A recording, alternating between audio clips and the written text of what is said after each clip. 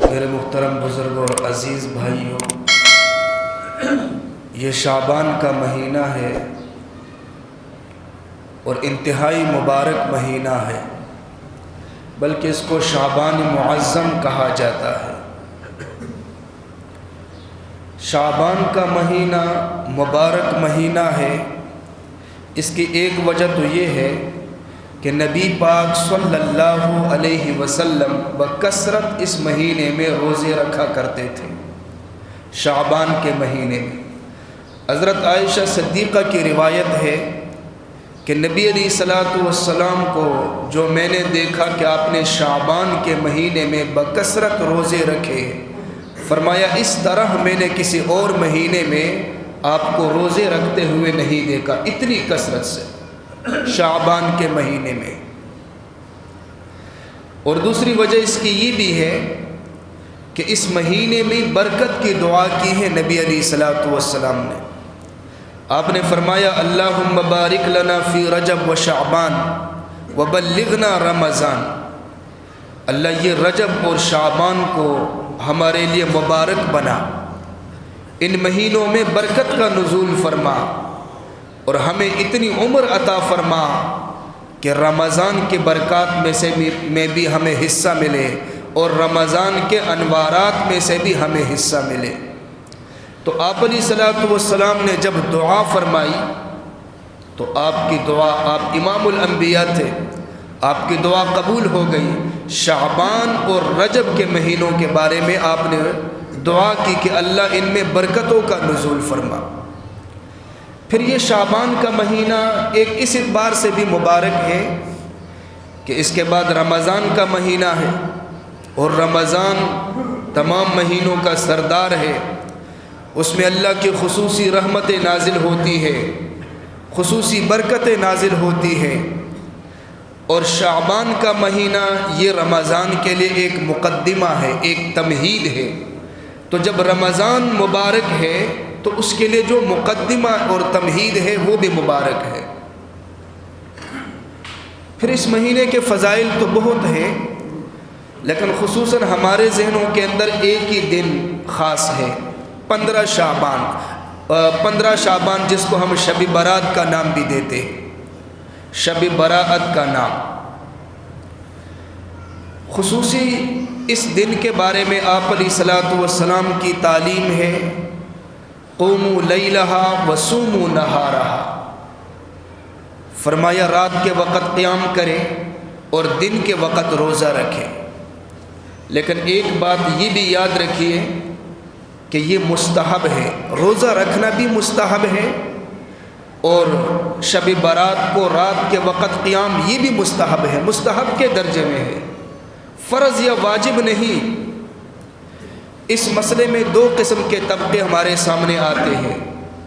ایک طبقہ یہ کہتا ہے کہ اس دن کی کوئی خصوصیت نہیں، بالکل انکار کر جاتے ہیں، اور دوسرا طبقہ جو حد سے بھی آگے بڑھتا ہے، جو اس دن کی اور اس رات کی عبادت کو واجب سمجھتے ہیں بلکہ فرض سمجھتے ہیں اور اس سے بھی زیادہ اہتمام کرتے ہیں۔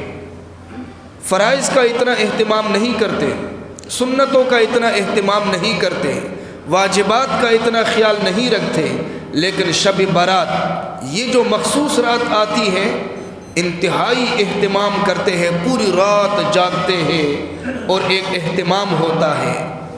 یہ دونوں طبقوں کا نظریہ غلط ہے، شریعت نے ہمیں اعتدال کی تعلیم دی ہے۔ مبارک رات ہے، احادیث میں اس کے فضائل موجود ہیں، انکار نہیں کیا جا سکتا، لیکن حد سے آگے بھی نہیں بڑھ سکتے۔ اس کی بھی جتنی بھی عبادات ہیں، نوافل کے ساتھ ان کا تعلق ہے، استحباب کے ساتھ تعلق ہے۔ مستحب کا مطلب یہ ہوتا ہے کہ اگر ایک بندہ کرے مستحب عمل تو ثواب ملے گا، اور اگر نہ کرے تو گناہ نہیں ہوگا۔ تو نبی علیہ السلام کی تعلیمات میں سے خصوصاً 15 شعبان کی رات عبادت کا حکم ہے، اور اسی طرح دن کے وقت روزے کا حکم بھی ہے، لیکن ہم حد سے آگے بڑھ جاتے ہیں۔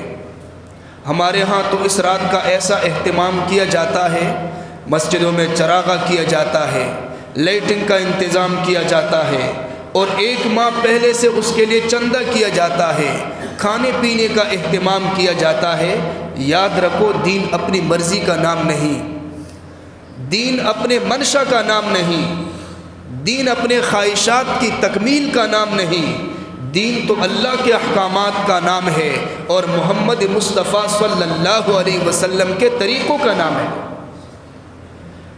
اللہ فرماتے وَأَنَّ هَذَا صِرَاطِي مُسْتَقِيمًا فَاتَّبِعُوهُ، فرمایا یہ جو سیدھا راستہ ہے اس کی اتباع کرو، وَلَا تَتَّبِعُوا السُّبُلَ، اور یہ جو آس پاس سے گمراہی کے راستے آتے ہیں اور جڑتے ہیں، فرمایا اس سے بچو۔ اگر کسی گمراہی راستے پر چلو گے تو گمراہ ہو جاؤ گے۔ تو اس رات کا جو خصوصی اہتمام کیا جاتا ہے، پھر لوگ مسجدوں میں جمع ہوتے ہیں، احادیث میں یہ ثابت ہی نہیں کہ یہ جو مخصوص رات ہے مسجدوں میں جمع ہو اور چیخنا چلانا ہو اور تقاریر کا زور و شور ہو اور اوپر والے اسپیکر کھلے ہو اور پورا محلہ زور و شور کی لپیٹ میں ہو، قطعاً اس کی اجازت نہیں ہے، اور اس کو ہم ضروری بھی سمجھتے ہیں، یہاں تک کہ اس کو سب کچھ سمجھتے ہیں۔ بعض لوگوں کا نظریہ یہ ہوتا ہے یہ 1 رات ہے، اس کو بیدار رہیں گے، عبادت کرتے رہیں گے، نوافل کرتے رہیں گے، صلاۃ التسبیح کا اہتمام کریں گے، ذکر و اذکار تلاوت، اور اس کے بعد پورا سال اپنی مرضی کریں گے۔ شرعاً ایسا کوئی حکم نہیں، یہ تو مستحب درجے میں اس کی عبادت ہے۔ بہت سارے لوگوں کو دیکھا ہے وہ اس رات کو جاگتے ہیں، بیدار ہوتے ہیں، اور عام دنوں میں فرض نماز بھی نہیں پڑھتے، یہاں تک کہ اس رات کو بھی رات کو جاگتے ہیں، بیدار ہوتے ہیں، اور صبح کی نماز کے وقت سو جاتے ہیں۔ یہ بہت بڑی غلطی ہے۔ ایک حدیث میں آتا ہے نبی علیہ الصلوۃ والسلام نے فرمایا کہ ایک آدمی جب عشاء کی نماز جماعت کے ساتھ پڑھتا ہے تو آدھی رات عبادت کا ثواب اسے مل گیا، اور جب فجر کی نماز جماعت کے ساتھ پڑھتا ہے تو آدھی رات عبادت کا ثواب۔ گویا جو شخص عشاء کی نماز جماعت کے ساتھ پڑھتا ہے اور فجر کی نماز جماعت کے ساتھ پڑھتا ہے، پوری رات کی عبادت کا ثواب اسے مل جائے گا۔ پوری رات جاگنا، بیدار رہنا کوئی ضروری نہیں ہے۔ جیسے کھانوں پینوں کا انتظام کیا جاتا ہے تو شریعت کی تعلیم صرف یہ ہے قوموا لیلہا وصوموا نہارہا۔ پھر علماء نے یہ بھی لکھا ہے کہ اگر کوئی قبرستان جانا چاہے تو جا سکتے ہیں، لیکن قبرستان اس رات کو اس مقصد کے لیے جا سکتے ہیں کہ جتنے مردے ہیں ان کی مغفرت کی دعا کی جائے، کوئی اور مقصد نہ ہو۔ یہ بھی روایات سے ثابت ہے۔ ویسے شریعت میں جو قبرستان جانے کا مقصد لکھا ہے کتابوں میں، حدیث میں آتا ہے نبی علیہ الصلوۃ والسلام نے فرمایا زور القبور، قبروں کی زیارت کرو، اور پھر اس کی وجہ بھی یہ بتائی کہ جب تم قبروں کی زیارت کرو گے تمہیں آخرت یاد آ جائے گی، تمہیں پتہ چلے گا قبروں کو دیکھ کر کہ جیسے آج میں اس زمین کے اوپر پھر رہا ہوں، چل رہا ہوں، اپنی مرضی کر رہا ہوں، مجھ سے پہلے یہ لوگ بھی تھے، یہ مجھ سے بڑھ کر پہلوان تھے، یہ مجھ سے بڑھ کر امیر تھے، مالدار تھے، یہ صحت مند تھے، یہ قبروں میں پہنچ گئے، کل میں بھی پہنچ سکتا ہوں۔ عبرت کے لیے ہم قبرستان جا سکتے ہیں، عبرت کے لیے۔ پھر اس رات کے فضائل میں سے احادیث میں ایک حدیث میں آتا ہے نبی علیہ الصلوۃ والسلام نے فرمایا فَيَغْفِرُ لِلْمُسْتَغْفِرِينَ، جو لوگ توبہ کرتے ہیں اللہ ان کے گناہوں کو معاف فرما دیتے ہیں، اور جو لوگ اللہ کا رحم طلب کرتے ہیں، اللہ کی رحمت طلب کرتے ہیں، اللہ ان پر اپنی رحمتوں کو نازل فرماتے ہیں۔ بلکہ ایک روایت کے الفاظ تو یہاں تک ہے کہ اللہ کی طرف سے خود اعلان ہوتا ہے الا هل من مستغفر، کوئی ہے جو توبہ کرنے والا ہو، جو معافی طلب کرنے والا ہو تاکہ میں اس کے گناہوں کو معاف کروں۔ هل من مسترزق، کوئی رزق طلب کرنے والا ہو، کوئی دعا کرنے والا ہو تاکہ میں اس کی دعا کو قبول کروں۔ گویا کہ اس رات کو دعائیں بھی قبول ہوتی ہیں اور گناہ بھی معاف ہو جاتے ہیں، اور اللہ تعالیٰ خود پکارتے ہیں، اللہ کی طرف سے اعلان ہوتا ہے کہ میرے گناہگار بندے حاضر ہو جائے، یہ معافی کا موقع ہے، میں گناہوں کو معاف کر دوں گا۔ تعجب کی بات یہ ہے کہ بعض دفعہ اگر باپ بیٹے کا اختلاف ہو جائے تو بیٹا باپ کے سامنے جاتے ہوئے ہچکچاتا ہے، شرماتا ہے۔ استاد شاگرد کا اختلاف ہو جائے تو شاگرد جب استاد کے سامنے جاتا ہے تو شرماتا ہے۔ مرید اور پیر کے درمیان اختلاف ہو جائے تو پھر بھی یہی کیفیت۔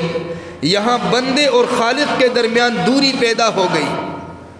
اب بندہ جاتا ہے، شرماتا ہے، لیکن اللہ فرماتے ہیں اپنی مرضی سے نہ، میں خود تجھے کہتا ہوں۔ اللہ بلا رہا ہے اپنے بندے کو، اللہ اعلان فرما رہے ہیں کہ اپنی مرضی نہیں، میری پکار کو قبول کر کے میری بارگاہ میں حاضر ہو جا اور توبہ کر۔ جیسے کہ اللہ تعالیٰ قرآن میں فرماتے ہیں قُلْ يَا عِبَادِيَ الَّذِينَ أَسْرَفُوا عَلَىٰ أَنفُسِهِمْ لَا تَقْنَطُوا مِن رَحْمَةِ اللَّهِ۔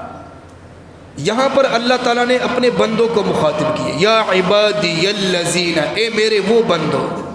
کون سے بندوں؟ تہجد گزاروں کو مخاطب نہیں کیا، مجاہدین کو نہیں، اولیاء کو نہیں، وہ تو ویسے بھی توبہ کرتے رہتے ہیں۔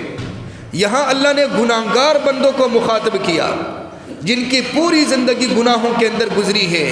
فرمایا لا تقنطوا من رحمت اللہ، اللہ کی رحمت سے مایوس مت ہو جانا۔